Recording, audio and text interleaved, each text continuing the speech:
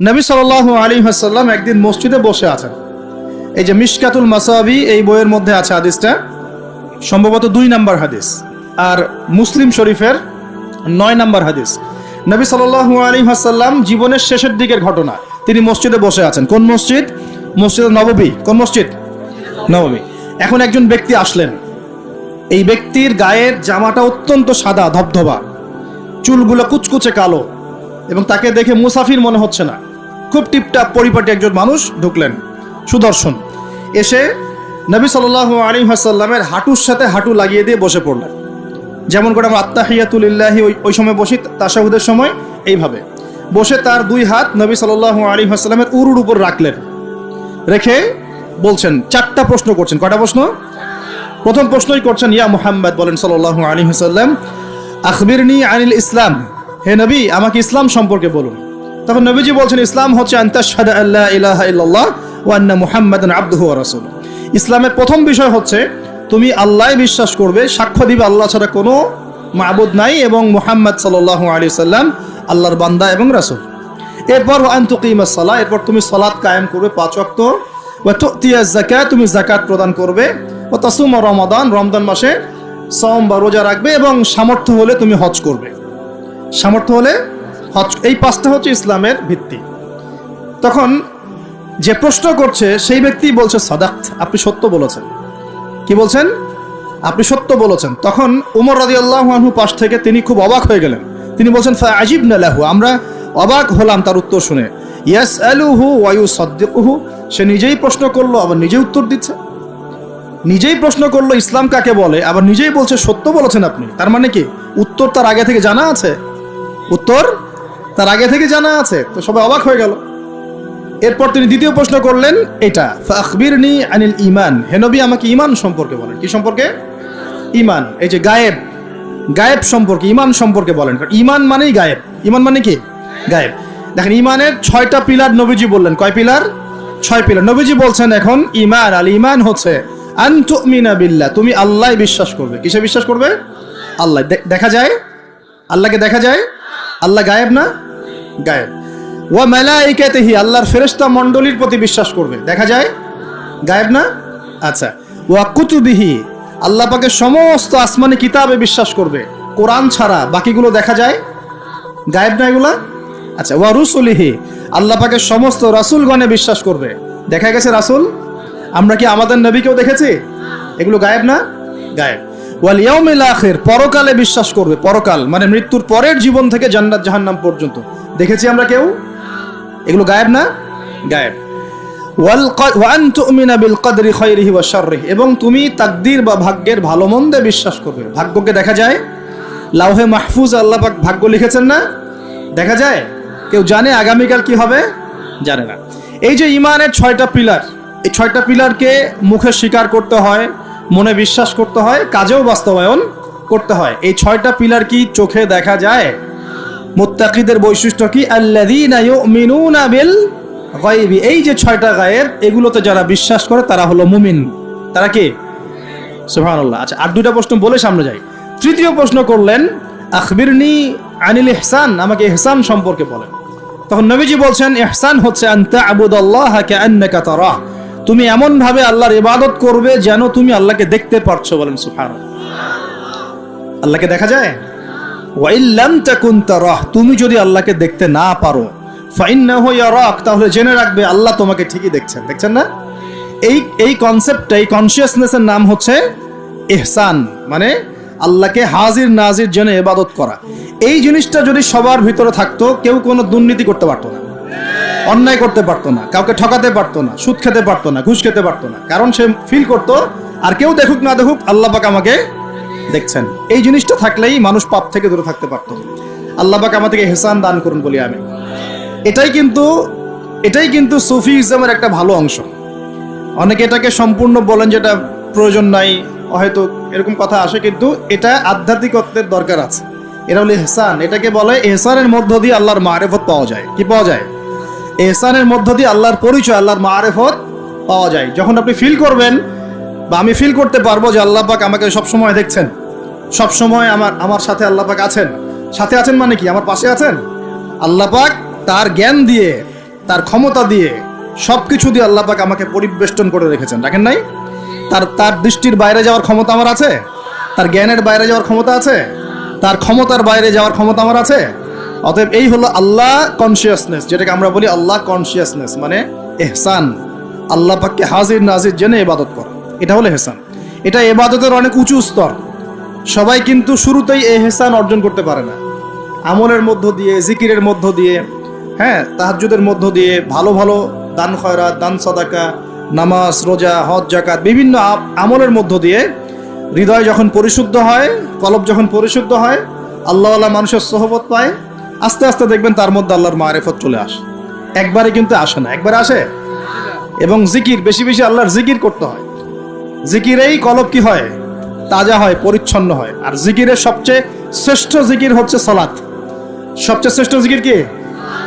এটাই বলে যিকরুল্লাহি আকবার, এটা হচ্ছে আল্লাহ পাকের সবচেয়ে বড় জিকির। তারপরে অন্যতম বড় জিকির হচ্ছে কোরআন তেলাওয়াত করা। কি করা? কোরআন তেলাওয়াত। এরপরে তো আমাদের তাসবিহ, তাহলিল, জিকির, আজকারগুলো আছেই। তো আসুন, চতুর্থ প্রশ্ন নবীজি করছেন, নবীজিকে করা হচ্ছে ফাখবিরনি আনিস সাআহ। কে প্রশ্ন করছে? ওই ব্যক্তি জিবরাইল আলাইহিস সালাম মানুষের রূপ ধরে এসে প্রশ্ন করছেন। আর বলে রাখি, সাহাবীদের সামনে, সবার সামনে এই একবার মাত্রই তিনি মানুষের রূপ ধরে এসেছেন।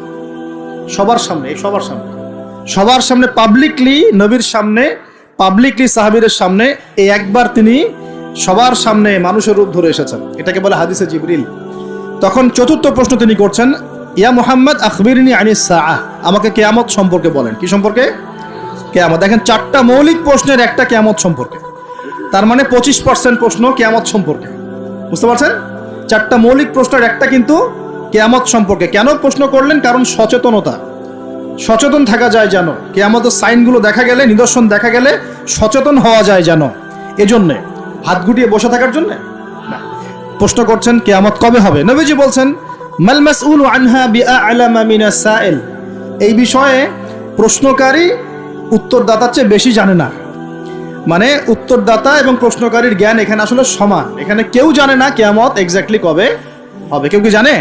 জানে না। তখন তিনি আবার প্রশ্ন করছেন, 5 নম্বর প্রশ্ন। কত নম্বর? 5ম প্রশ্ন করছেন, ফাখবিরনি আন আমারাতিহা, তাহলে আমাকে কিছু আলামত বলে দেন। কি বলে দেন? এখন নবী সাল্লাল্লাহু আলাইহি ওয়াসাল্লাম অন্যান্য হাদিসগুলোতে অনেক আলামত বলেছেন, কিন্তু এই হাদিসে গিয়ে মাত্র 2টা আলামত বলছেন। কয়টা?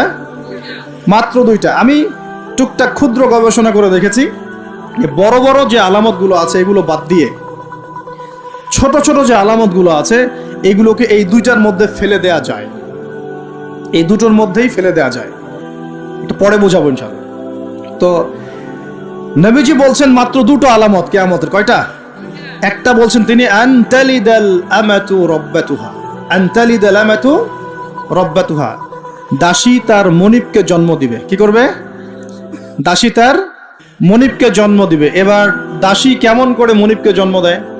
দাসী বোঝেন কিনা? এখন তো দাসীর সিস্টেমটা নাই, আছে? এখন নাই, কিন্তু ইসলামে তো আছে, আছে না? আচ্ছা, দাসী মনিবকে জন্ম দিবে কিভাবে? এখানে 3টা ব্যাখ্যা পাওয়া যায়। একটা হচ্ছে যে পিতা মাতার সাথে শেষ জামানায় দাস দাসীর মতো আচরণ করা হবে। করা হচ্ছে কিনা? হচ্ছে না? অবশ্যই হচ্ছে।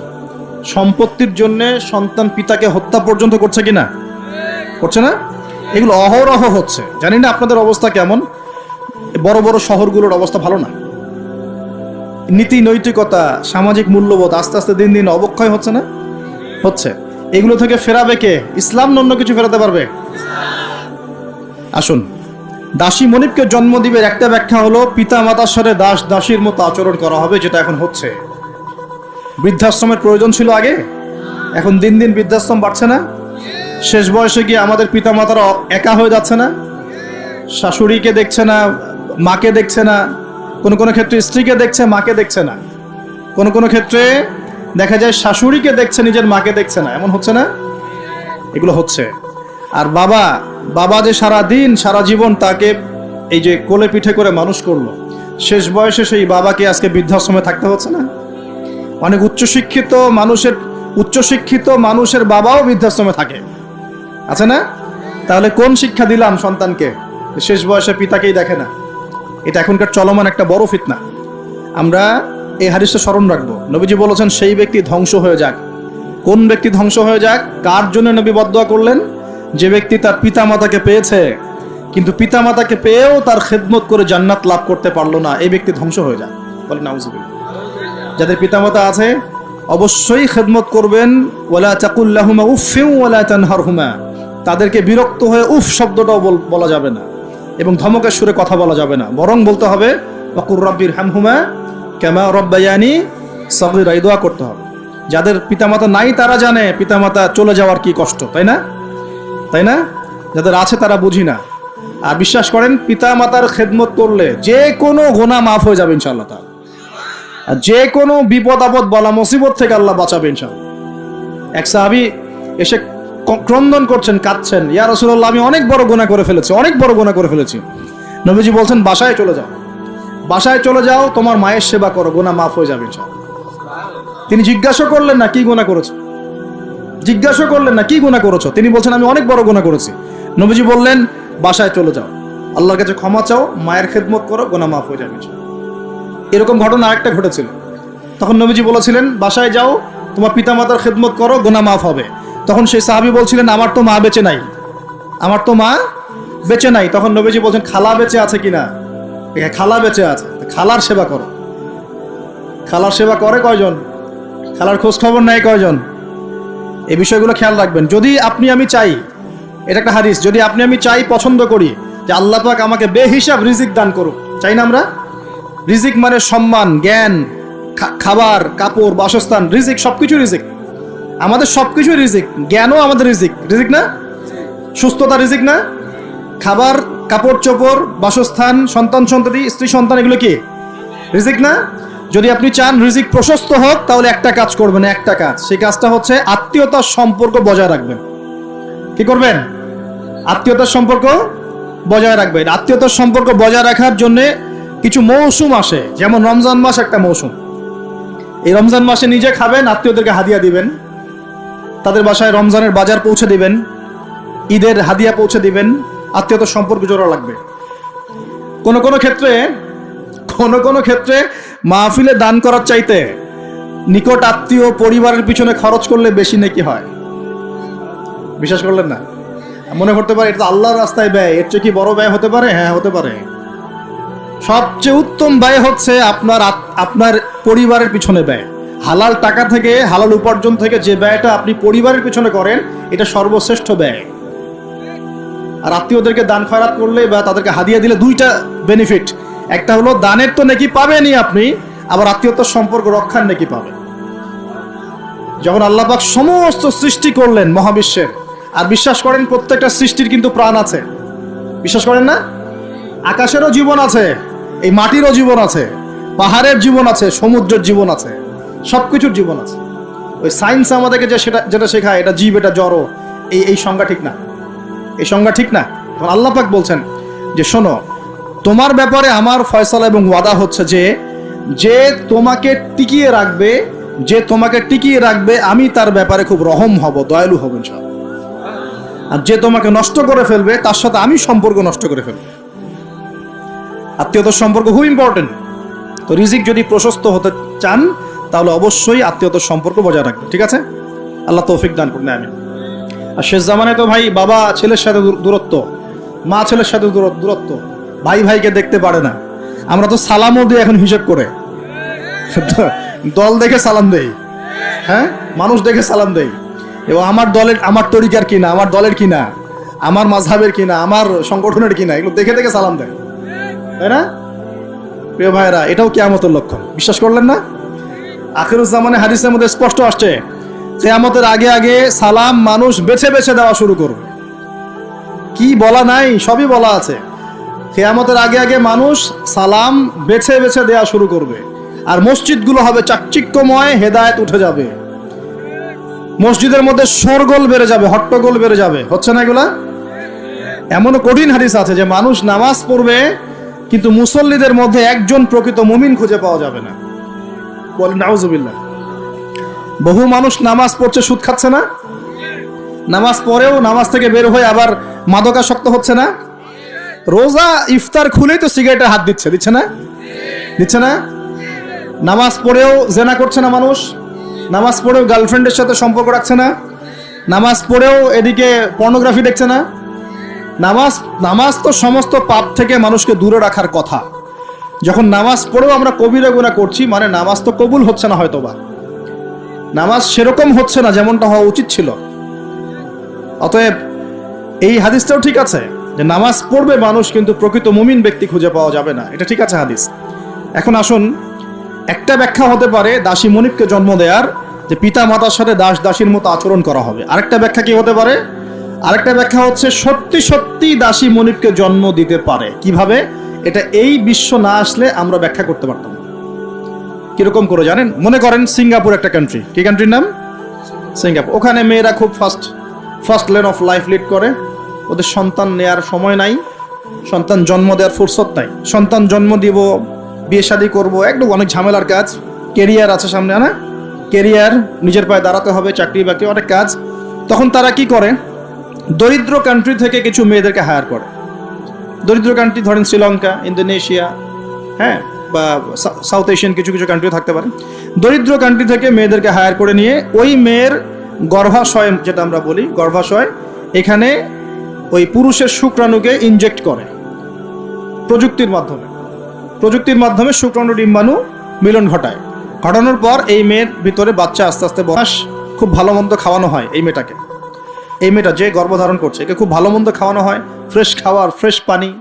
9 মাস পর বাচ্চাকে যখন সে খালাস করে, তখন এই বাচ্চাকে তারা নিয়ে নেয়, বিনিময়ে এই মেয়েটাকে পারিশ্রমিক দেওয়া হয়, $, $10,000, $20,000 দিয়ে ওকে খালাস, চলে গেল। এখন এই যে সন্তানটা জন্ম হলো, এই সন্তানটা হচ্ছে মনিবের, আর এই যে দাসী তার মনিবকে জন্ম দিয়ে চলে গেল। দেখলেন বাস্তবতা এটা এসেছে, এটা বাস্তবে এসেছে। এরকম পশ্চিমের কিছু কিছু কান্ট্রিতে এই সিস্টেমে বাচ্চা নেওয়া হয়। শুনলে অবাক হয়ে যাবেন, আমাদের মাথায় তো নাই এগুলো, অবাক তো হবেনি। যেটা আমাদের কাছে অস্বাভাবিক, অবাক হবেন না? এভাবে দাসী মনিবকে জন্ম দিচ্ছে এই যুগে। আরেকটা ব্যাখ্যা, এটা আমার কাছে সবচেয়ে প্রিয় ব্যাখ্যা আর কি, সেটা হলো দাসী মনিবকে জন্ম দেওয়ার ব্যাখ্যা এক্সটেন্ডেড ওলামায়ে কেরাম করেছেন যে সে জামানায় গিয়ে সমাজে ন্যায় অন্যায়, সত্য মিথ্যা, হালাল হারাম, এই যে মানদণ্ডটা আছে, এটা উল্টে যাবে আর কি। বুঝতে পারছেন না মনে হয়?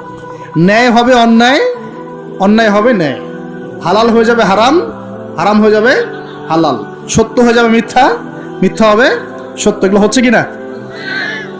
সবচেয়ে মিথ্যাবাদী ব্যক্তিকে সমাজে মানুষ বলছে সত্যবাদী ব্যক্তি। সবচেয়ে যে করাপ্টেড মানুষ, তাকে বলা হচ্ছে আমানতদার ব্যক্তি। যার চরিত্র সবচেয়ে খারাপ, বলা হচ্ছে একদম পবিত্র চরিত্র। হ্যাঁ, একজন মদখোর মানুষ, তাকে বলা হচ্ছে খুব সম্মানী মানুষ। হ্যাঁ, একজন বেনামাজি মানুষ, কোনোদিন মসজিদের ধার কাছেও আসে না, তাকে বলা হচ্ছে খুব উন্নত চরিত্রের মানুষ, খুব ভালো মানুষ।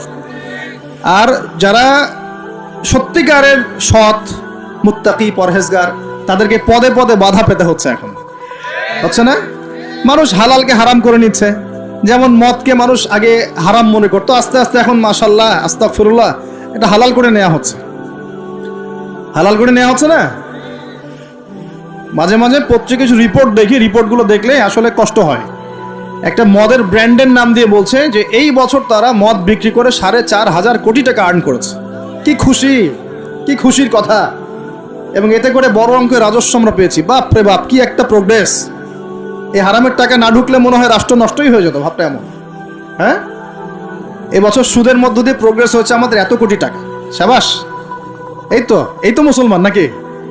তো এখন যেগুলো হালাল ছিল সেগুলোকে মানুষ আস্তে আস্তে হারাম করছে, আর হারামগুলোকে আবার হালাল করে নিচ্ছে কিনা দেখেন তো।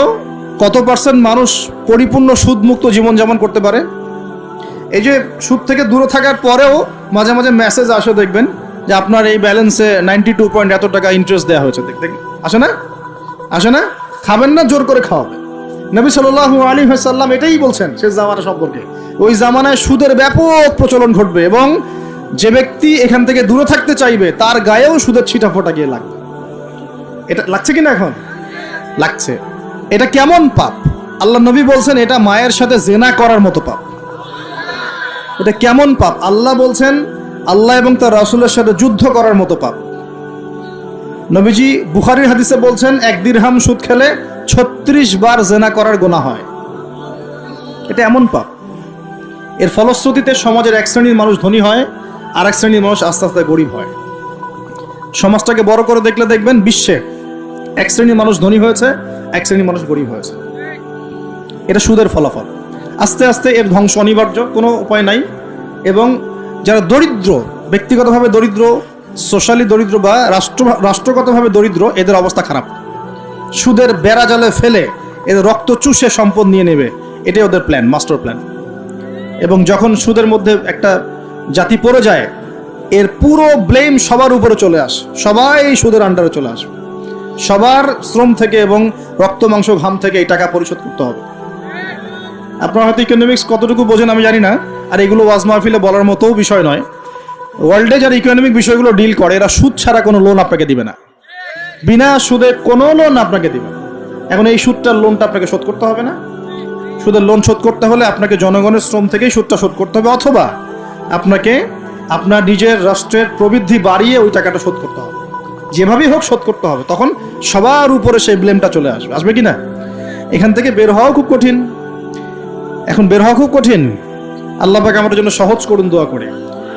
কঠিন তবে অসম্ভব নয়, কঠিন তবে অসম্ভব নয়। দান সৎকা বাড়াতে হবে, জাকাতগুলো প্রদান করার সিস্টেম তৈরি করতে হবে। ওসর দিবেন, গবাদি পশুর জাকাত দিবেন, এবং অপচয় কমাবেন, দুর্নীতি কমাবেন। টাকার 2 নাম্বারই কমিয়ে দিলে এবং আমানতের খেয়ানত কমিয়ে দিলেই ইনশাআল্লাহ একটা জাতির জন্য আল্লাহ পাক আসমান এবং জমিনের বরকতের দরজা খুলে দেবে ইনশাআল্লাহ। আল্লাহ ওয়াদা করেছেন। এটা এইভাবে সলভ হওয়া সম্ভব। পরে বলবো কিছু কথা ইনশাআল্লাহ। তো এখানে আমার কাছে এই ব্যাখ্যাটা বেশি পছন্দ। নবীজিকে বলছেন কিয়ামতের সাইন বলেন, কিছু সাইন বলেন। নবীজি বলছেন দাসী মনিবকে জন্ম দিবে, তার অন্যতম ব্যাখ্যা হলো শেষ জামানায় হক বাতিল, ন্যায় অন্যায়, সত্য মিথ্যার মানদণ্ড উল্টে যাবে। এটা হয়েছে কি না? আরেকটা সাইন তিনি বলেছেন, এটা ভালো করে শোনেন। নবীজি বলছেন সাল্লাল্লাহু আলাইহি ওয়াসাল্লাম যে কিয়ামতের আগে আগে ওয়ান্তারাল হুফাতাল উরাতাল আলাতা রিয়া আশ-শাই ইয়াতাতাওয়ালুনা ফিল বুনিয়ান। নবীজি বলছেন কিয়ামতের অন্যতম নিদর্শন হবে সমাজের সবচেয়ে নিকৃষ্ট শ্রেণীর মানুষ। নিকৃষ্ট বলতে দরিদ্র, একদম দরিদ্র, যার পায়ে স্যান্ডেল পরার টাকা ছিল না, গায়ে জামা কেনার টাকা ছিল না। হুফাতাল উরাতাল আলাতা রিয়া আশ-শাই, রাখাল, রিয়া আশ-শাই মানে রাখাল, একদম রাখাল শ্রেণীর মানুষ। এরা কি করবে? ইয়াতাতাওয়ালুনা ফিল বুনিয়ান, এরা উঁচু উঁচু বিল্ডিং নির্মাণ করবে না, বরং উঁচু উঁচু বিল্ডিং নির্মাণের প্রতিযোগিতা করবে। কি করবে? এখানে নির্মাণ করা অর্থ, ইয়াতাতাওয়ালুনা মানে কিন্তু বানানো না, মানে কি করা? কম্পিটিশন করা, প্রতিযোগিতা। আপনার 10 তলা, আমার 11, আপনার 12, আমার 13, আপনার 15, আমার 20। এই যে ইয়াতাতাওয়ালুনা ফিল বুনিয়ান, এই যুগটা চলছে না এখন? এই যুগটা কি 200-300 বছর আগে ছিল? তাহলে বুঝতে পারছি না সময় কাছাকাছি। এটা বোঝার জন্য কি পিএইচডি করার দরকার আছে? চোখ কান খুললেই তো দেখা যায়। ইয়াতাতাওয়ালুনা ফিল বুনিয়ান, কারা করবে? ধনীরা না, ধনীরা প্রতিযোগিতা করবে না, বলা হচ্ছে একদম দরিদ্র মানুষরা প্রতিযোগিতা করবে। এখন উত্তর দেন তো দেখি, কিভাবে গরিব মানুষ এরকম বিল্ডিং নির্মাণের প্রতিযোগিতা করতে পারে? হ্যাঁ, সুদ খাইলে। আরেকটা হচ্ছে অন্যের সম্পদ আত্মসাৎ করতে পারলে। এই দুইটা অপশন, হয় সুদ খাবে অথবা অন্যের সম্পদ গ্রাস করবে। মানে 1 নাম্বার পদ্ধতিতে করা সম্ভব না, 2 নাম্বারই করতে হবে। ঠিক আছে? আরেকটা অপশন হচ্ছে যদি গুপ্তধন পান, যদি মাটি থেকে গুপ্তধন বের হয়। হ্যাঁ, গুপ্তধনও বের হয় তো, আল্লাহ পাক তো ধন দিয়েছেন মুসলিমদেরকে, দেন নাই? ওই যে মধ্যপ্রাচ্যের কান্ট্রিগুলো দেখবেন, আজকে থেকে 60-70 বছর আগে তাদের অবস্থা দেখবেন, তারা বেদুইনের মতো জীবনযাপন করত। তারপরে 60-70 বছর হলো যে পেট্রোলিয়াম বের হয়েছে, ব্ল্যাক গোল্ড, যেটাকে আমরা বলি ব্ল্যাক অয়েল, ব্ল্যাক গোল্ড। মানে এই পৃথিবীতে সোনা দিয়ে এখন এক্সচেঞ্জ করা যায় না, এই পৃথিবীতে পেট্রোলিয়াম দিয়ে এক্সচেঞ্জ করা হয় ডলারের সাথে। এটাকে বলা হয় petro dollar monetary system, petrol এবং ডলার। তো এই পেট্রোলিয়ামটা হচ্ছে এখনকার গোল্ডের মতো দামি জিনিস। এটা যখন থেকে তারা পেয়েছে, তারপর থেকে দেখেন বিল্ডিং কারো 50, কারো 60, কারো 100, কারো চলছে, হচ্ছে না? অথচ আজকে থেকে 50 বছর আগেও অবস্থা এমন ছিল না। ইয়াতাতাওয়ালুনা ফিল বুনিয়ান। আর কি বাকি আছে কিয়ামতের আলামত বলেন? আর কি বলবো? এই দুটোর মধ্যেই সব পড়ে যাবে।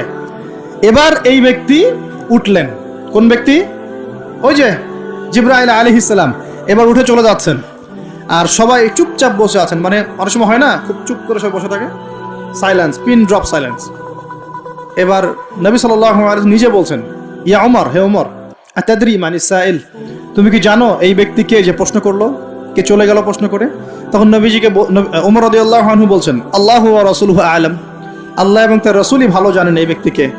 নবীজি বলছেন, ইন্নাহু জিবরিল, এই ব্যক্তি হচ্ছে জিবরাইল আলাইহিস সালাম। সুবহানাল্লাহ।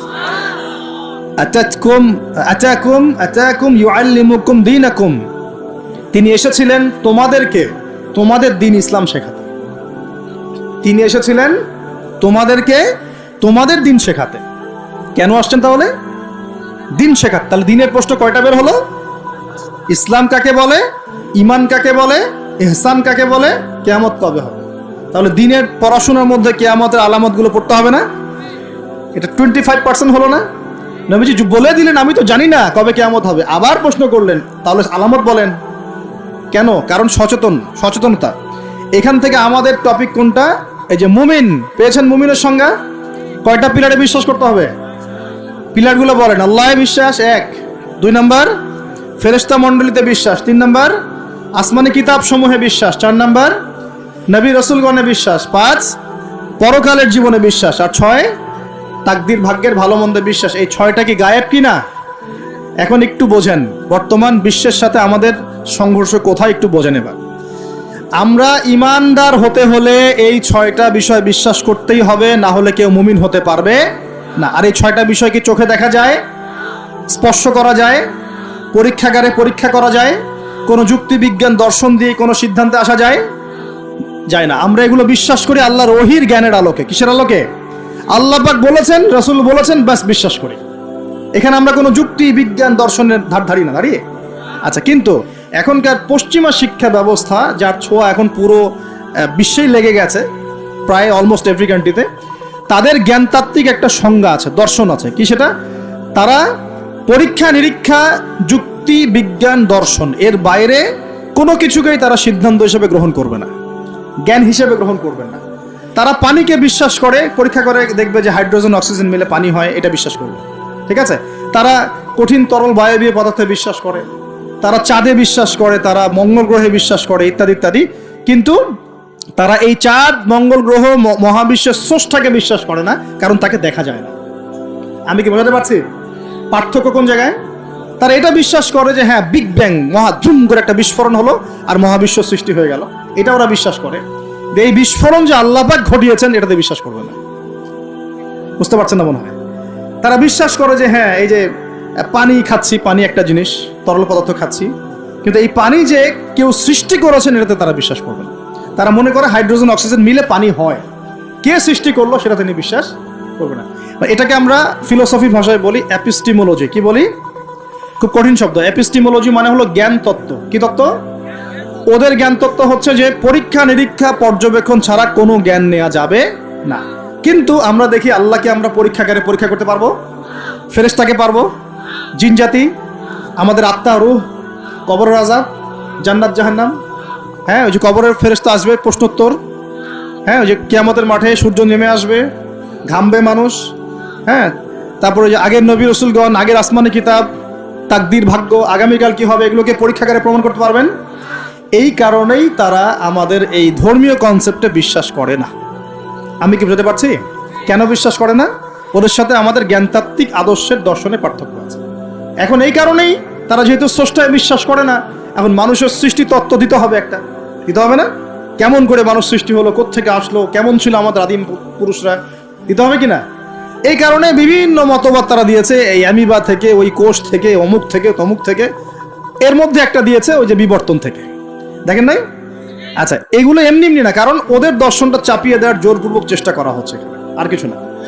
এখানে যে বিশ্বাস করে যে আমাদের একজন স্রষ্টা আছেন আল্লাহ রাব্বুল আলামিন, এবং তিনি প্রথম সৃষ্টি করেছেন আদম আলাইহিস সালামকে, তাকে নাম জ্ঞান শিক্ষা দিয়েছেন, তার পাঁজর থেকে হাওয়া আলাইহিস সালামকে সৃষ্টি করেছেন, জান্নাতে রেখেছেন, পরীক্ষা নিয়েছেন, শয়তান প্রলুব্ধ করেছে, তাই না?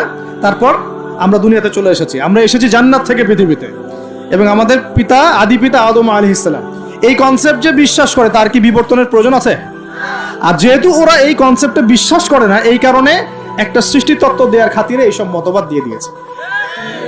মতবাদ দেয়, দেখ, মত প্রকাশ করে করুক, সেটা বুঝলাম, স্বাধীনতা আছে, কিন্তু জোর করে চাপিয়ে দিতে হবে কেন?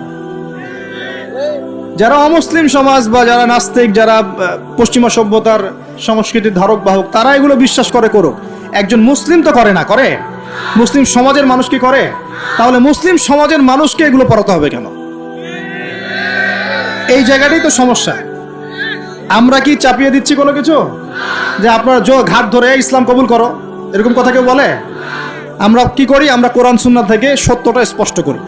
যার ইচ্ছা হয় সে ইসলাম কবুল করবে, যার ইচ্ছা হয় সে করবে না। লাকুম দীনুকুম ওয়ালিয়া দিন, তোমার দিন তোমার জন্য, আমাদের দিন আমার জন্য। তোমরা যদি কোরআন সুন্নাহ মেনে নাও, আত্মসমর্পণ করো, ইনশাআল্লাহ তোমরা জান্নাতে যাবে, ইনশাআল্লাহ তোমরা আমাদের ভাই হয়ে যাবে। যদি না করো, তোমাদের কবর তোমাদের, তোমাদের তোমাদের পরকাল তোমাদের, এগুলোর সাথে আমাদের কোনো সম্পর্ক আছে? তো জোর করে মুসলিমরা কখনো চাপিয়ে দেয় না, কিন্তু মুসলিমদের উপরে এখন জোর করে এগুলো চাপিয়ে দেওয়া হচ্ছে। এগুলোতে বিশ্বাস করলে কিন্তু ঈমান থাকবে না। থাকবে? কেউ যদি বিশ্বাস করে আল্লাহ মানুষ থেকে মানুষ সৃষ্টি করেন নাই, অন্য কোনো প্রাণী থেকে করেছেন, তাহলে ঈমান থাকবে? কোরআনে শত শত আয়াত আছে, ওয়াল্লামা আদামাল আসমাআ কুল্লাহা, আমি আদমকে সমস্ত নাম শিক্ষা দিয়েছি। ওয়াইজ ক্বালা রাব্বুকা লিল মালায়েকা ইন্নী জাঈলুন ফিল আরদি খলিফা, আমি, স্মরণ করো হে নবী সে সময়ের কথা, আমি ফেরেশতাদেরকে বললাম যে আমি পৃথিবীতে আমার খলিফা পাঠাবো। আমরা হচ্ছে এই দুনিয়া আল্লাহর খলিফা, সুবহানাল্লাহ। আমরা হচ্ছে এই দুনিয়াতে কার খলিফা? আল্লাহর খলিফা। আমরা এই দুনিয়ার অধিবাসী নই, আমরা জান্নাত থেকে এখানে এসেছি। আমরা জান্নাতে ছিলাম, কেন চলে আসলাম? শয়তান ওই যে আমাদেরকে প্রলুব্ধ করেছিল।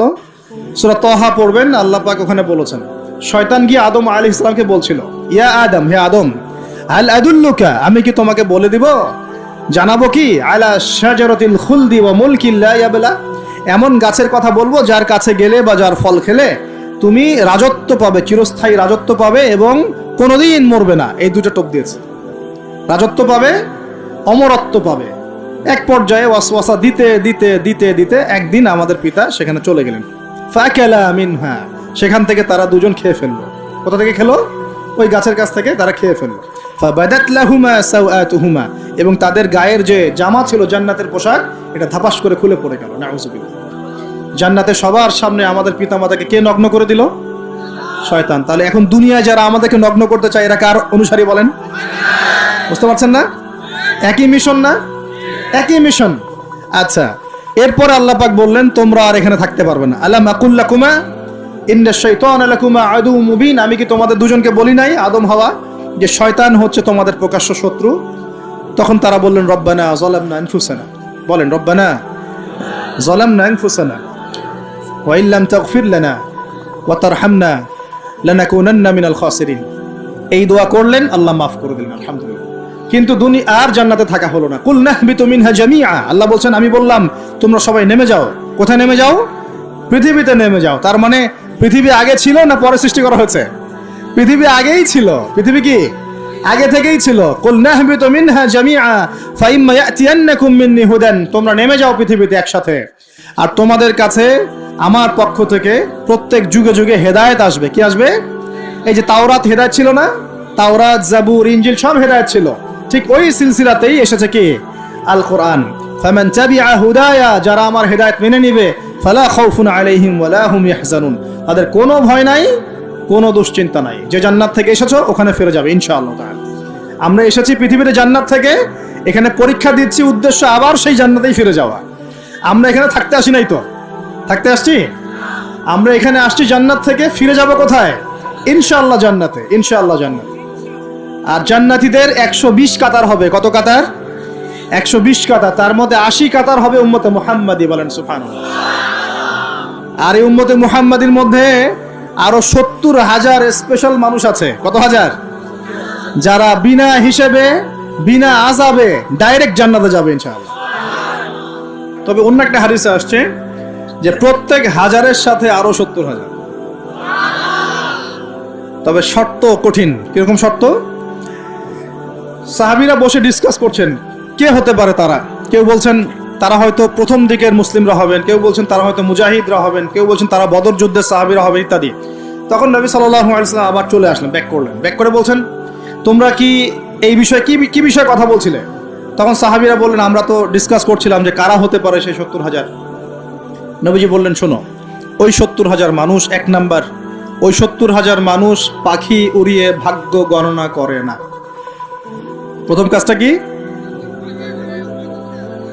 মানে তারা ইসলাম এত কঠিনভাবে পালন করে যে পাখি উড়িয়ে ভাগ্য গণনা বা হাত দেখা, রাশিফল, এরকম শিরিকের ধার কাছেও নাই। তারা শিরিকের ধার কাছেও নাই। 2 নাম্বার, তারা আগুনের শেকা বা উল্কি দিয়ে, এই ট্যাটু আছে না, ট্যাটু উল্কি আঁকে আগুন দিয়ে, এই ধরনের ট্যাটু উল্কি তারা আঁকে না শরীরের মধ্যে। এইসব কুলক্ষণে সুলক্ষণে তারা বিশ্বাস করে না। 3 নাম্বার, তারা অবৈধ ঝাড়ফুঁক করে না। অবৈধ ঝাড়ফুঁক করে না, বৈধ ঝাড়ফুঁক করা যাবে। সূরা ফাতিহা পড়ে ঝাড়ফুঁক করা যাবে, সূরা ফালাক নাস ইখলাস পড়ে পড়া যাবে, আয়াতুল কুরসি পড়ে পড়া যাবে, কোরআন হাদিস দিয়ে ঝাড়ফুঁক করা যাবে। কিন্তু অবৈধ কিছু ঝাড়ফুঁক আছে না, তান্ত্রিক কবিরাজদের কাছে মানুষ করে, এগুলো করা যাবে না। আর 4 নাম্বার হচ্ছে তারা সর্বাবস্থায় এক আল্লাহর উপরে তাওয়াক্কুল করে, ভরসা করে, আল্লাহর প্রতি তাওয়াক্কুল করে। এরা হচ্ছে সেই 70,000 মানুষের মধ্যে থাকবে ইনশাআল্লাহ। এক সাহাবী দাঁড়িয়ে বললেন, ওয়াকাশা দাঁড়িয়ে বলছেন যে, ইয়া রাসূলুল্লাহ, আমার জন্য দোয়া করেন, আমি যেন সেই 70,000-এর মধ্যে থাকতে পারি। নবীজি বললেন, হ্যাঁ, তুমি 70,000-এর মধ্যে একজন। যা। এরপর আরো 2 জন সাহাবী দাঁড়িয়ে গেলেন, আমার জন্য দোয়া করেন। নবীজি বললেন, না, ওয়াকাশা অগ্রগামী হয়েছে। এভাবে সবার জন্য দোয়া করতে থাকলে দরজা কি হতো? বন্ধ হয়ে যেত। তো এই দরজা খোলা আছে। এই যুগের মানুষও হতে পারে না? যে ব্যক্তি শিরক করে না, আল্লাহ ভরসা করে, কোন রকম কুলক্ষণে বিশ্বাস করে না, ইসলাম পরিপূর্ণরূপে পালন করে, ইনশাআল্লাহ তাআলা আল্লাহ চাইলে তাদেরকে আল্লাহ পাক 70,000-এর মধ্যে আশ্রয় দিবেন, অংশ দিবেন ইনশাআল্লাহ তাআলা। তো আমরা বলছিলাম যে আমরা কোত্থেকে আসছি ভাই? জান্নাত থেকে। কোথায় যাব? ইনশাআল্লাহ। এর মাঝখানে শয়তানের পথ রয়েছে কিছু, শয়তানের ফিতনা। কি ফিতনা? শয়তান চায়, শয়তান কিন্তু ওয়াদা করে আসছে, চ্যালেঞ্জ করে আসছে আল্লাহর কাছে। কি করছে? চ্যালেঞ্জ। শয়তান কি চ্যালেঞ্জ করছে জানেন? শয়তান চ্যালেঞ্জ করছে যে রব্বি, শয়তান বলছে রব্বি মানে হে আমার রব। শয়তান কিন্তু আস্তিক, শয়তান কিন্তু আল্লাহকে বিশ্বাস করে। সে বলছে রব্বি, হে আমার রব, আনজিরনি, আমাকে অবকাশ দিন, ইলা ইয়াউমি ইউবআসুন, কিয়ামত দিবস পর্যন্ত অবকাশ দিন। আল্লাহ বলছেন ফাইন্নাকা মিনাল মুনজারিন, যাও, তোমাকে অবকাশ দেওয়া হলো। কিয়ামত পর্যন্ত সময় আল্লাহর কাছে এমন বড় কিছু নয়, খুব সামান্য। এবার সে বলছে রব্বি ফাবিমা আগওয়াইতানি, হে আল্লাহ, যে আদমের জন্য আজকে আমাকে জান্নাত থেকে বের করে দেয়া হলো সিজদা না করার কারণে, লা আকুদান্না লাহু সিরাতাকাল মুস্তাকিম, ওই আদমকে জাহান্নামে নেয়ার জন্য আমি সরল পথে ওত পেতে বসে থাকব। বসে থাকে না শয়তান? সুম্মা লাআতিয়ান্না মিন বাইনি আইদিহিম, খুব ভালো করে জায়গাটা বোঝেন প্রিয় ভাইরা। শয়তান চ্যালেঞ্জ করে বলছে সুম্মা, এর পরে আমি আসব আদম সন্তানের সামন থেকে। কোত্থেকে? এই সামন থেকে মানে অর্থ হচ্ছে দুনিয়া, মানে আপনাকে দুনিয়ার সমস্ত ফিতনা এসে প্রলুব্ধ করে রাখবে। কারণ দুনিয়া চোখের সামনে দেখা যায় না, দেখা যায় দুনিয়ার অভাবের ধোঁকা দিবে, বেকারত্বের ধোঁকা দিবে, হতাশা, এইটা সেইটা, স্বামী স্ত্রীর ফিতনা, পরিবারের ফিতনা, সামাজিক ফিতনা, আপনাকে দুনিয়ার এই ফিতনা এসে ব্যস্ত রাখবে, রাখে না? এটা হচ্ছে সামন থেকে আসা। ওয়ামিন খালফিহিম, পিছন থেকে আসবে। পিছন থেকে মানে আপনাকে পরকাল সম্পর্কে হতাশ করে দিবে এবং পরকাল সম্পর্কে আপনাকে কুধারণা সৃষ্টি করবে এবং পরকাল সম্পর্কে আপনার মধ্যে একটা গাফেলতি সৃষ্টি করে দিবে যে পরকাল না, পরে দেখা যাবে। হ্যাঁ, পিছনে কি আছে? পরকাল না? তো পিছনটা পরকাল। তো পরকাল আসবে যখন, তখন দেখা যাবে। হ্যাঁ, বৃদ্ধ হলে তখন তওবা করে নিব, এখনো কি তাড়াহুড়ার কি আছে, পরে দেখা যাবে শেষ বয়সে। এরকম করে আপনাকে ভুলিয়ে ভালিয়ে রাখবে পিছন থেকে। আবার হতাশ করে দিবে, আমার পরকালে আমার জান্নাত হবে না, আমি তো এত আমল করতে পারি নাই, হ্যাঁ, আমার কি হবে, আমার আত্মহত্যা ছাড়া কোনো পথ নাই। এভাবে হতাশ করে ফেলবে আপনাকে পিছন থেকে। সুম্মা লাআতিয়ান্না মিন বাইনি আইদিহিম ওয়া মিন খালফিহিম, সামন থেকে আসবো, পিছন থেকে আসবো, ওয়া আন আইমানিহিম, ডান দিক থেকে আসবো। ডান দিক মানে কি? এটার ব্যাখ্যাও চমৎকার। ডান দিক মানে কি? আমরা বলি না ডান পক্ষ খুব ভালো মনে করি না? ডান পক্ষ ভালো, ডান দিকটা ভালো, শুভ মনে করি তো। ডান দিক হচ্ছে আপনাকে নেক্সট সুরতে সে ধোকায় ফেলবে। ডান দিক মানে কি? নেক্সট সুরতে ধোকায় ফেলবে। মনে কর ডান দিক মানে ভালো, মানে আপনি নামাজ পড়ছেন কিন্তু নামাজের মধ্যে শিরক ঢুকাই দিবে। মানুষ দেখতেছে ভালো করে নামাজ পড়ে, নামাজ যাকাত দিচ্ছেন, দান সৎকার করছেন, মনের মধ্যে রিয়া ঢুকাই দেবে। ভালো কাজই তো করছে, ঠিক আছে? মানে হ্যাঁ, এটাও ঠিক। ওই যে হালাল প্রেমের দিকে উদ্বুদ্ধ করার চেষ্টা করবে। ডান নেক্সট সুরতে ধোকা, নেক্সট সুরতে। হ্যাঁ, নেক্সট মানে আলেম হয়েছে মানুষ, সবাই একদম বড় বক্তা আলেম সব বলছে, মনের মধ্যে অহংকার, নেক্সট সুরতে ধোকা, ঠিক আছে? বা মনে হচ্ছে যে এক ভাইয়ের গীবত তহমত সমালোচনা করাকে সে দিনের পথে সংগ্রাম মনে করছে, নেক্সট সুরতে ধোকা। হ্যাঁ, এক ভাইয়ের সমালোচনা করা, গীবত করা, তার চরিত্র উদ্ধার করে ফেলা, এটাকে সে মনে করছে যে দিনের জন্যই করছে। ঠিক আছে, নেক্সট সুরতে ধোকা, নেক্সট সুরতে ডান দিক থেকে মানে কি, নেক্সট সুরতে আপনাকে ধোকায় ফেলে দিবে। ফেলছে না? ফেলছে। কিন্তু এটা কিন্তু ডেঞ্জারাস। এটা কাদের জন্য? এটা আবেদ মানুষদের জন্যই, যারা আল্লাহকে মানে, রাসূলকে মানে, চেষ্টা করে দিনের পথে চলার জন্য, এদেরকে সে ডান দিক থেকে আসবে আর কি। মানে আমাদের ক্ষেত্রে আল্লাহ পাক হেফাজত করুন বলি আমি। আর চতুর্থটা হলো ওয়ান শামাইলিহিম, ওদের বাম দিক থেকে আসবে। এটা কেমন? এটা হচ্ছে ফাসেক জালেম শ্রেণীর মানুষ যারা, তাদের সামনে মদ, জুয়া, জেনা সবকিছু উন্মুক্ত করে দিবে। এগুলোর পিছনে ছোট এখন। তো এইভাবে চতুর্দিক থেকে শয়তান আসবে এবং বলবে, আল্লাহকে বলেছে ওয়ালা তাজিদু আকসারহুম শাকিরিন, আল্লাহ আপনি বেশিরভাগ আদম সন্তানকেই শুকরগুজার পাবেন না। এটা কি বাস্তব না? এখন বেশিরভাগ মুসলিম নামাজ পড়ে না পড়ে না? বেশিরভাগ মুসলিম যাকাত দেয় কি দেয় না? রমজান মাস আসছে দেখবেন বেশিরভাগই অনেকেই রোজা রাখবে না, আছে না? রমজান মাসে মানুষ বেপরদায় চলছে না? রোজা রেখেও মানুষ মাপে কম দিবে না? নামাজ পড়ে ওষুধ খাচ্ছে না? মানে বেশিরভাগ মানুষ কিন্তু সত্যি সত্যি আল্লাহর পথে নাই। এই পৃথিবীতে বেশিরভাগ মানুষ বলছে আল্লাহর সন্তান আছে, নাউজুবিল্লাহ। খ্রিস্টানরা বলছে না আল্লাহর সন্তান আছে? তো বেশিরভাগ মানুষকে আমি পথভ্রষ্ট করে ছাড়বো, শয়তান কিন্তু বলে গেছে, এবং সেটা কিন্তু বাস্তব হচ্ছেও। আল্লাহ পাক অন্য সূরায় বলেছেন ওয়া কালিলুম মিন ইবাদিয়াশ শাকুর, আমার শুকরগুজার বান্দা খুব কম হবে। কি হবে? কম হবে। হাদিসের মধ্যেও আসছে যে তোমরা ৭৩ দলে ভাগ হয়ে যাবে। কত দল? তার মধ্যে একটা মাত্র দল জান্নাতে যাবে। কয়টা দল?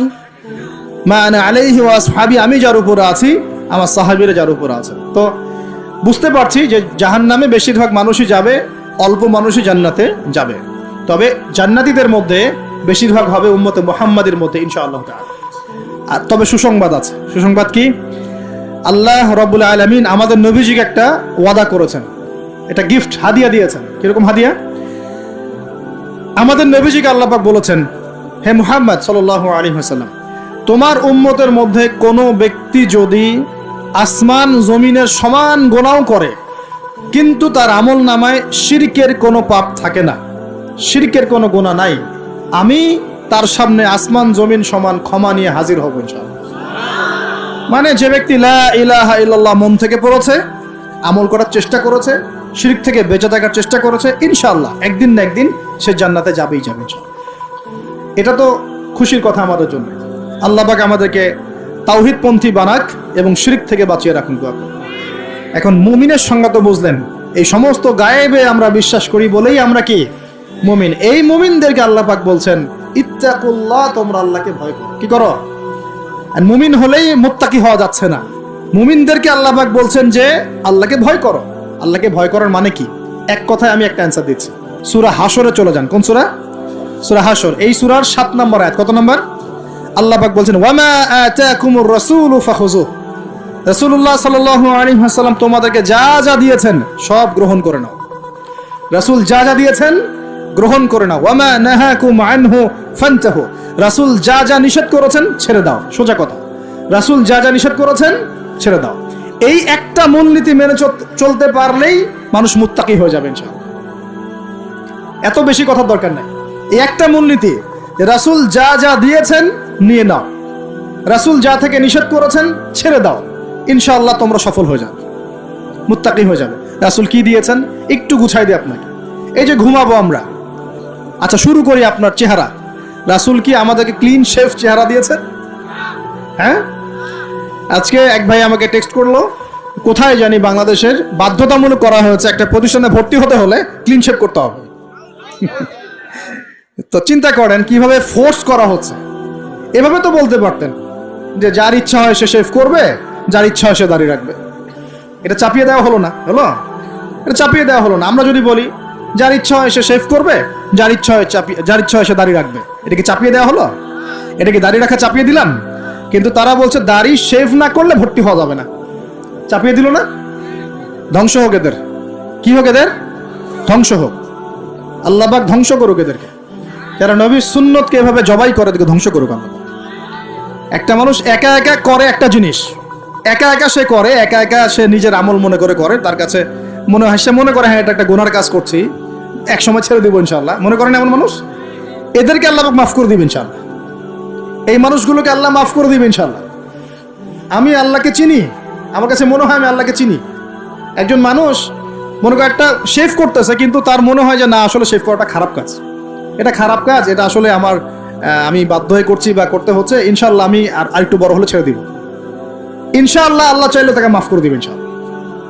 আর একজন এটাকে করতে বাধ্য করছে, না এটা করতেই হবে, রাখা যাবে না সুন্নাত, এটা কাটতে হবে, শেভ করতে হবে, এ মাফ পাবে না ইনশাআল্লাহ, ইল্লা মাশাআল্লাহ, ইল্লা মাশাআল্লাহ। চাপিয়ে দেওয়া খুব খারাপ জিনিস। কেন চাপিয়ে দিবেন আপনি? কেন চাপিয়ে দিবেন? আর একজন পুরুষের সৌন্দর্যই তো হচ্ছে দাড়ি।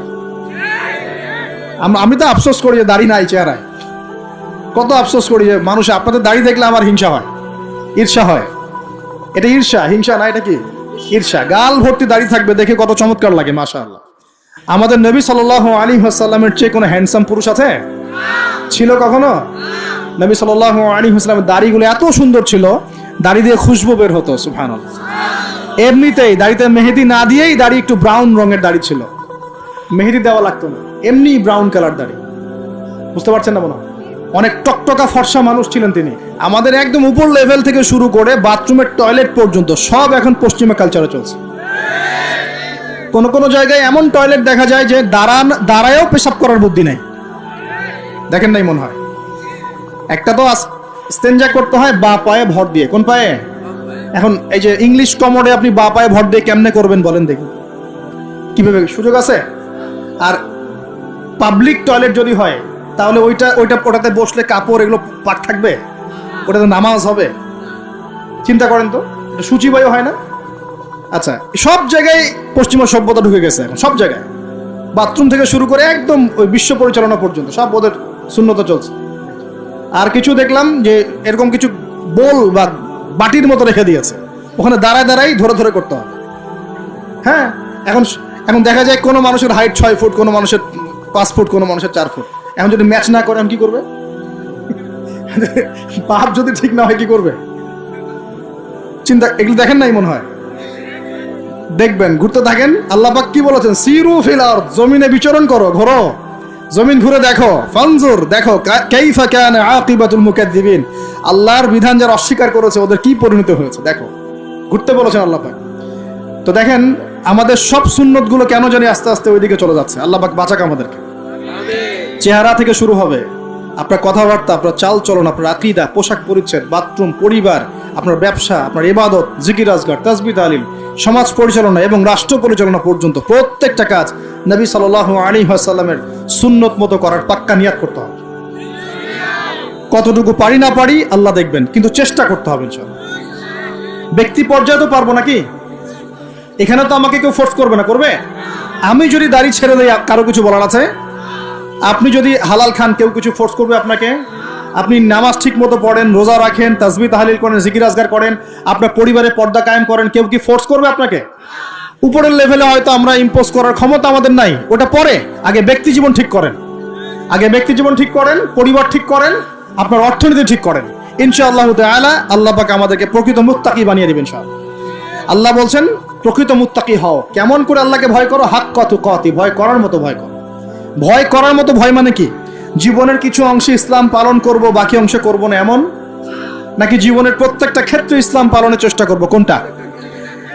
জীবনের প্রতিটা ক্ষেত্রে আল্লাহ পাক আমাদের সবাইকে ইসলাম পালন করার তৌফিক দান করুন। আল্লাহকে ভয় করো, ভয় করার মতো করে ভয় করো। আরেকটা কথা বলেছেন আল্লাহ পাক, ওয়ালা তামুতুন্না ইল্লা ওয়া আনতুম মুসলিমুন, পরিপূর্ণ মুসলিম না হয়ে মৃত্যুবরণ। পরিপূর্ণ মুসলিম কি জিনিস? যে ব্যক্তি বেপর্দায় চলে, এক মহিলা, আবার মাশাআল্লাহ নামাজও পড়ে, পরিপূর্ণ মুসলিম হলো কি? একজন ব্যক্তি 5 ওয়াক্ত নামাজি মাশাআল্লাহ, কিন্তু টেবিলের নিচ দিয়ে ঘুষ নিচ্ছে, পরিপূর্ণ মুসলিম হলো? একজন ভাই রোজাদার, মাশাআল্লাহ রোজা রেখেছেন, কিন্তু রোজা রেখে ব্যবসা করছেন, মাপে কম দিচ্ছেন, পরিপূর্ণ মুসলিম হলো? একজন যুবক আল্লাহর জন্য কাজ করছে মাশাআল্লাহ, আবার এদিকে হারাম সম্পর্কে লিপ্ত, পরিপূর্ণ মুসলিম হলো কি? পরিপূর্ণ মুসলিমের সংজ্ঞা বোঝানোর জন্য কোনো ব্যাখ্যার প্রয়োজন নাই। পরিপূর্ণ মুসলিম মানে উদখুলু ফিস সিলমি কাফা, তোমরা ইসলামের হুকুম আহকামকে পরিপূর্ণরূপে গ্রহণ করো, ইসলামে পরিপূর্ণরূপে প্রবেশ করো, বাস। এখন একসাথে কি সব আমল করা যায়? যায় না, কিন্তু চেষ্টা তো করা যায় নাকি? আমরা শুরু করি, আমরা চেষ্টা করি, ব্যক্তি পর্যায় থেকে শুরু করি, পরিবারটা ঠিক করার চেষ্টা করি, হালাল খাওয়ার চেষ্টা করি, ইবাদত বাড়িয়ে দেই, দিনের জ্ঞান অর্জন করি, ওলামায়ে কেরামের সোহবতে থাকি, আল্লাহর জিকির বাড়িয়ে দেই, ইনশাআল্লাহ তাআলা আল্লাহ পাক অনেক বড় জায়গায় নিয়ে যাবে ইনশাআল্লাহ তাআলা। আল্লাহ পাক আমাদের সবাইকে এই আয়াতটা বোঝার তৌফিক দান করুন। বলি আর আমাদের সবাইকে আল্লাহ পাক পরিপূর্ণ মুমিন হওয়ার তৌফিক দান করুন, ইমানের 6 পিলারের উপর বিশ্বাস করার তৌফিক দান করুন, এটাকে মুখে স্বীকার করার তৌফিক দান করুন, কাজেও বাস্তবায়ন করার তৌফিক দান করুন। আল্লাহ পাক আমাদেরকে পরিপূর্ণ মুত্তাকি বানিয়ে দেন, আল্লাহকে ভয় করার মতো করার তৌফিক দান করেন এবং পরিপূর্ণ মুসলিম হওয়ার তৌফিক আল্লাহ পাক দান করেন। তাহলে 2টা এক্সাম্পল দিয়ে আমি শেষ করব। পরিপূর্ণ মুসলিমের এক্সাম্পল আল্লাহ পাক দিয়েছেন ইব্রাহিম আলাইহিস সালামের মতো। কোথায়? ইব্রাহিম আলাইহিস সালামের স্ত্রীকে এবং সন্তানকে আল্লাহ পাক বলছেন রেখে আসো ওই মক্কার জনমানব শূন্য জায়গায়। ওই মক্কায় কোনো মানুষ ছিল, কোনো খাবার, কোনো পানি? ইব্রাহিম আলাইহিস সালাম কি বলেছিলেন আল্লাহ আমি কেন তাকে এখানে রেখে আসবো, কি যুক্তি এর পিছনে, কি লজিক, কি সায়েন্স বলেছিলেন? নাকি আল্লাহ পাক বলেছেন বাস আমল করেছেন? সামি'না ওয়া আতা'না, শুনলাম মানলাম, শুনলাম মানলাম, শুনলাম মানলাম, এর নাম ইসলাম। কোনো প্রশ্ন করা যাবে না। প্রত্যেকটা প্রশ্নের উত্তর আছে ঠিকই, প্রতিটা প্রশ্নের উত্তর ঠিকই আছে, কিন্তু সব উত্তর বোঝার জ্ঞান আল্লাহ পাক আমাকে দেন নাই। নামাজ যে আল্লাহ পাক পড়তে বলেছেন, নামাজ পড়লে আমরা পরকালে জান্নাতে যাব ইনশাআল্লাহ, ইনশাআল্লাহ নামাজ পড়ার মধ্য দিয়ে আমাদের সমাজের ঐক্য হবে, ইত্যাদি অনেক ব্যাপার আছে। আপনার ফিজিক্যালও অনেক উপকার আছে, নামাজ পড়লে শারীরিক অনেক উপকারও আছে, কিন্তু সবকিছু তো আর ব্যাখ্যা করার প্রয়োজন নাই। আল্লাহ বলেছেন করো, নিশ্চয়ই এর মধ্যে কল্যাণ আছে, ব্যাস। আল্লাহ বলেছেন জাকাত দাও, জাকাত দিতে আল্লাহ বলেছেন দিতে হবে। এটা কেন দিব? আল্লাহ কি অন্যকে খাওয়াতে পারেন না? আমাকে খাওয়াতে হবে কিনা? এত যুক্তি তর্কের দরকার নাই। আল্লাহ পাক জাকাত দিতে বলেছেন, নিঃসন্দেহে এর পিছনে অর্থনৈতিক সমৃদ্ধি আছে। আল্লাহ বলেছেন রমজান মাসে রোজা রাখো, এটা এটা এটা রাখলে আধ্যাত্মিক অর্জন হবে, তাকওয়া অর্জন হবে। আমরা রমজান মাসে তারাবি পড়ি, ইবাদতের মৌসুম, কোরআন খতম দেই, আমরা জিকির করি, অন্যকে ইফতার করাই, জাকাত দেই, সদকাতুল ফিতর দেই, কত ইবাদত করি রমজান মাসে। আল্লাহ পাক করতে বলেছেন, এর পিছনে আরো অনেক কল্যাণ আছে, হয়তো আমরা জানি না। আমার শরীরে হয়তো এমন অনেক সমস্যা হতো যেটা রমজান মাসে রোজা রাখার ফলে শরীর ঠিক হয়ে গেছে, হবে না? এই ওযু করি, আমরা ওযু করি পবিত্রতা অর্জন করার জন্য, নামাজের জন্য, কিন্তু এই ওযু করার বদৌলতে অনেক ভাইরাস ব্যাকটেরিয়া থেকে আল্লাহ আমাদেরকে বাঁচান না? সব কিছুর পিছনে কোনো না কোনো কারণ আছে, সব কারণ হয়তো আমার জানা নাই। এই জন্য আল্লাহ পাক বলেছেন সামি'না আতা'না, এর নাম মুসলিম। শুনলাম মানলাম, এর নাম মুসলিম। সব এত প্রশ্ন করা যাবে না, ওইটা কেন, এইটা কেন, পর্দা কেন, এই যুগে পর্দা কেন, ইসলামের চোরের হাত কাটার বিধান কেন? কেন হাত কাটার বিধান? এই এলাকায় যদি একটা চোরকে সবার সামনে হাত কেটে দেয় কেউ, এলাকায় চুরি বাড়বে না কমবে? কি মনে হয় আপনাদের? আর যদি তাকে বিভিন্ন ফাঁক করে বের করে দেন, ছেড়ে দেন, চুরি আরো বাড়বে না কমবে? আরো বাড়বে, আরো বাড়বে। ও দেখবে যে ধর্ষণ করলে কোনো শাস্তি নাই, আরো করব। মদ খাইলে কোনো শাস্তি নেই, আরো খাবো। চুরি করলে কোনো শাস্তি হয় না, আরো করব। বাস এই তো বাড়তেই আছে দিন দিন এগুলা। আর যদি সবার সামনে ধরে একটা ধর্ষককে ফাঁসি দিয়ে দেন, আর ভয়ে কেউ ধর্ষণ করার চেষ্টা করবে না। আল্লাহ পাকের বিধান প্রতিটাই কল্যাণকর।